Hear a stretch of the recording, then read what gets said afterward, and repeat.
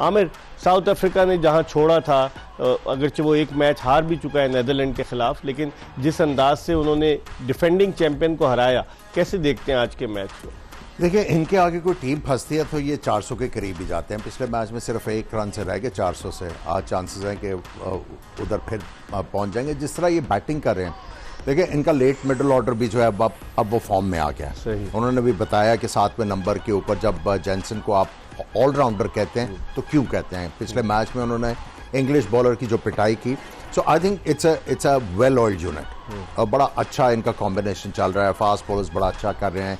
Spinner महाराज बहुत अच्छी bowling कर रहे हैं और फील्डिंग इनकी टॉप क्लास है। सो आई थिंक ये टीम जो है वो काफ़ी ज़्यादा दूसरी टीमों के कॉन्फिडेंस को डेंट डाल सकती है। सही। समी, आप कैसे देखते हैं Bangladesh versus south Africa? Bangladesh की टीम यहाँ पर कोई टफ टाइम दे सकती है? वानखेड़े स्टेडियम मुंबई की पिच है, कहा जाता है कि ये ब्राउनिश टाइप की पिच है, और इस पर यहाँ 2011 का फाइनल भी वर्ल्ड कप का यहीं श्रीलंका वर्सेस इंडिया हुआ था। तो आज के मैच में आप बांग्लादेश को कहाँ देखते हैं? देखें, बांग्लादेश का अगर ओवरऑल स्क्वाड देखें तो बैलेंस स्क्वाड है इनका, लेकिन जिस तरह आप बात की आमिर भाई ने कि साउथ अफ्रीकन बैटिंग इस वक्त एक्स फैक्टर है उनका, और वो जिस तरह खेल रहे हैं तो अगर उसी तरह खेला तो बहुत मुश्किल है कि बांग्लादेश मैच में कमबैक कर सकेगा या चांस होगा उसका, क्योंकि देखें वो बिल्कुल ही आउटराइट ही अटैक कर रहे हैं और टारगेट ऐसा कर रहे हैं कि फिर अगली टीम की पहुंच से दूर ले जा रहे हैं। फिर दूसरी बात जो देखनी होगी साउथ अफ्रीका की, पिछले मैच में कप्तान नहीं खेले, तो आज देखना होगा कि वो कप्तान की कमबैक होती है, क्योंकि रीदा हेंड्रिक्स आए और आते ही उन्होंने 80 आउट रन किए हैं। तो देखना होगा कि आज की इस कॉम्बिनेशन से जाती है। वो तो 10 मिनट पहले मैच शुरू होने 10 मिनट पहले रीदा हेंड्रिक्स को कहा गया कि जी आप खेल लें, तो इसका मतलब है कि कप्तान या तो बीमार हो गए या कोई और वजह भी हो सकती है। जी हाँ, बिल्कुल। तो यही है कि आप शायद वापस आए, लेकिन जिस तरह से रीजा हेंड्रिक ने आते ही पर इनिंग खेली, और वो फाउंडेशन जो मैं बात कर रहा हूँ कि नए बॉल पे फाउंडेशन बहुत ज़रूरी है। आपके एक प्लेटफॉर्म मिल जाता है कि बाकी आने वाले बैट्समैन के लिए ईजी हो जाता है और शॉट मेकिंग। तो आज देखते हैं कि किस कॉम्बिनेशन से जाते हैं। बाकी ओवरऑल बैटिंग बहुत ज़बरदस्त कर रहे हैं, फिर बॉलिंग भी बहुत अच्छी कर रहे हैं। साउथ अफ्रीका टीम जो है इस वक्त वो एक डेंजरस टीम बनी हुई है। हाई स्कोरिंग मैच एक्सपेक्ट कर रहे हैं आमिर आज आप? जिस तरह की वानखेड़े की रेपुटेशन है उसकी पिच की, तो उम्मीद तो यही की जा सकती है कि आज भी हाई स्कोरिंग मैच होगा। अगर गेम टर्न नहीं होता तो फिर जो मेन वेपन है बांग्लादेश टीम का, कि वो टीमों को कंट्रोल करते हैं अपनी स्पिन बॉलिंग के जरिए। स्पेशली उनके कप्तान और मेहदी हसन मिराज जो हैं अच्छी बॉलिंग करते हैं। पिछले मैच में महमूदुल्लाह ने भी अच्छी बॉलिंग की। सो इनका जो मेन वेपन है वो स्पिन बॉलिंग है।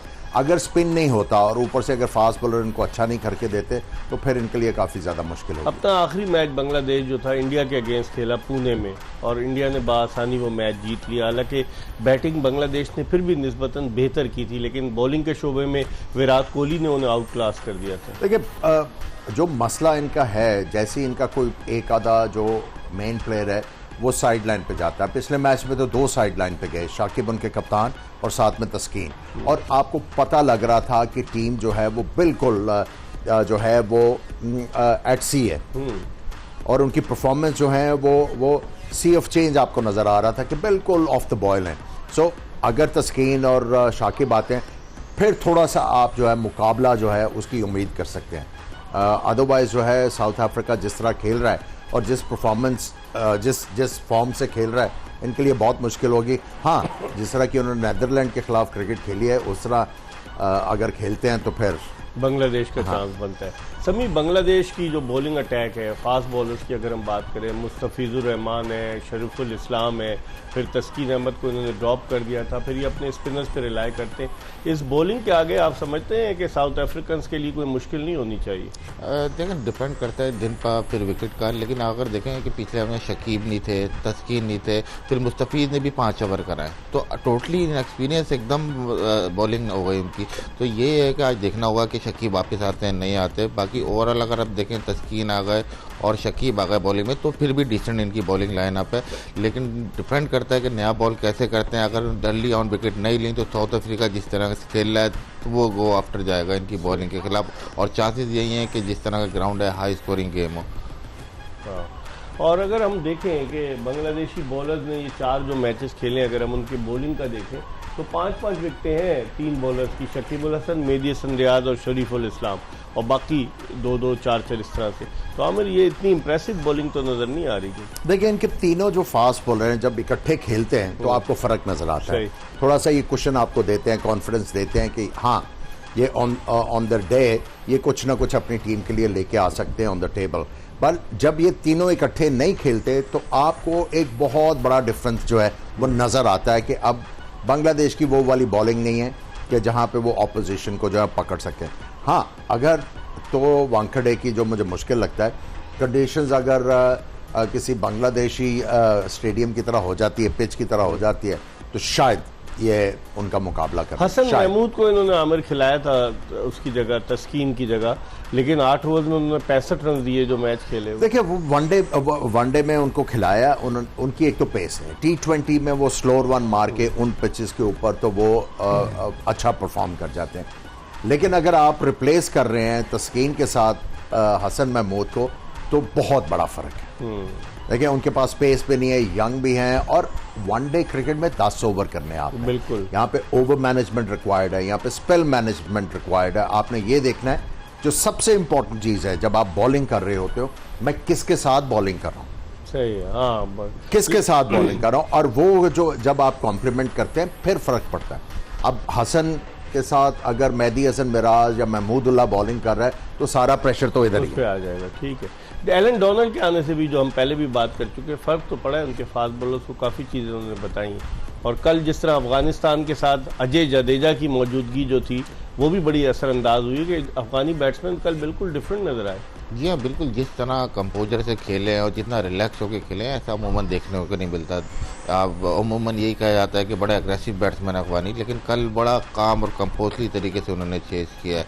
फिर आपने बात की एलन डोनाल्ड की, जी आप ब्लेंड करते थे स्पिनर पे, लेकिन अब इनके फास्ट बॉलर भी परफॉर्म करना शुरू किए हैं, बिलीव आ गया है। लेकिन अभी भी देखें इनके जो उनके जैसा आमिर भाई ने कहा कि मेन प्लेयर कोई भी आउट होता है तो फ़र्क नज़र आ रहा है कि अभी जो है ना आने वाला प्लेयर उस बेंचमार्क पे नहीं है अभी जहाँ होना चाहिए था।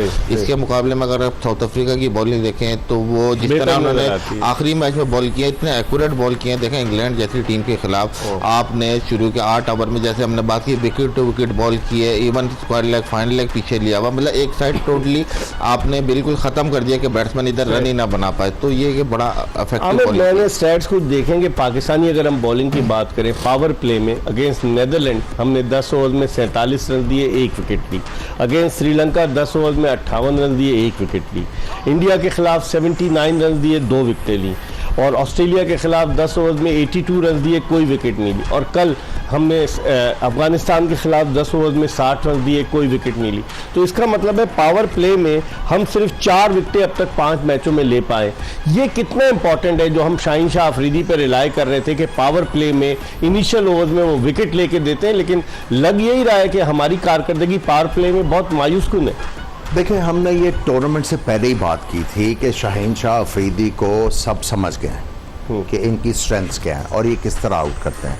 अब मोस्टली जो बैट्समैन है उनको लेग स्टंप पर रह के खेलते हैं और जैसे गेंद अंदर आता है, क्योंकि ओवर बैलेंस नहीं है, बड़े आराम से ऑन के ऊपर गेंद को खींचते हैं और स्कोर कर रहे हैं। और शाहीन ने पिछले जब स्टार्ट किया तो उन्होंने वो रियलाइज नहीं किया कि अब बैट्समैनों ने वर्कआउट कर दिया। उनकी बॉलिंग लगा दे जरा शाहीन, हम कह के थक गए कि बैक ऑफ द लेंथ और गेंद को बाहर निकालो।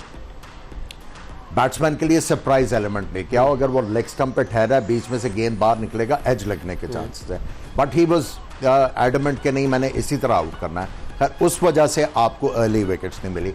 लेकिन एक चीज़ आपको रियलाइज करनी होगी कि पिछले 2 मैचेस से ही इज ट्राइंग, वो ट्राई कर रहे हैं कि मैं अपनी जो है लेंथ चेंज करूं, क्योंकि गेंद आगे फेंकते हैं। और उन्होंने स्टार्क की भी एग्जांपल दी और बॉलर्स की, जिस तरह नवीन है उसकी भी एग्जांपल दी। जो गेंद आगे करेगा उसको मार पड़ने के चांसेस हैं। अगर गेंद स्विंग नहीं करता तो आपको मार पड़ेगी। आप देखें वो जो बुमराह है back of the length ball कर रहे हैं। दूसरा जो उनका सिराज है वो शुरू में आके 2 ओवर तक गेंद आगे फेंकता है। अगर स्विंग हो गया तो ठीक है, विकेट में, वरना वो अपनी लाइन जो है वो चेंज कर देंगे। जब तक आपके बॉलर्स जो हैं according to the pitch and the opposition adjust नहीं करेंगे, अगर आप ये समझते हैं कि मैंने बांग्लादेश के बैट्समैन इस तरह आउट करनी है तो बड़ा बैट्समैन इस तरह आउट हो जाएगा, then you are just hoping, आपका चांस नहीं है उसमें, और आपकी जो स्ट्रेटजीज है वो एक्सपोज हुई हैं। एक्सपोज हमें आप भी तो फास्ट बॉलर हैं, बताया ना 10 इब्तदाई जो 10 ओवर में वनडे क्रिकेट में क्या स्ट्रेटजी बॉलर अपनाता है कि शुरू में रन्स कम बने और फिर पिच को भी असिस्ट करता है, फिर गेंद को स्विंग भी कराने की कोशिश करता है, डिपेंड करता है पिच पर। अगर पिच कैसी हो तो फिर उस सूरत में बॉलर कैसे अडेप्ट करता है अपने आप। जी हाँ, देखें बिल्कुल इसी तरह देखें पूरे पिछले साल में अपने शाइन की बात की, ये नए बॉल पे आउट कर रहे थे जिससे, और नसीम आउट कर रहे थे जिसकी वजह से काफ़ी मुश्किलात हमारी आसान हो रही कल थी। जो बॉलिंग की शाइन नहीं देखें स्क्रीन पर कि किस तरीके से कल उनको शुरू में उन्होंने बड़ी अच्छी बैटिंग की है जो अफगानी बैट्समैन थे। देखें अच्छी बैटिंग के साथ साथ देखें बुरी बॉलिंग भी है। हम लोग यहाँ यही डिस्कस कर रहे हैं कि देखें टारगेट है स्टंप,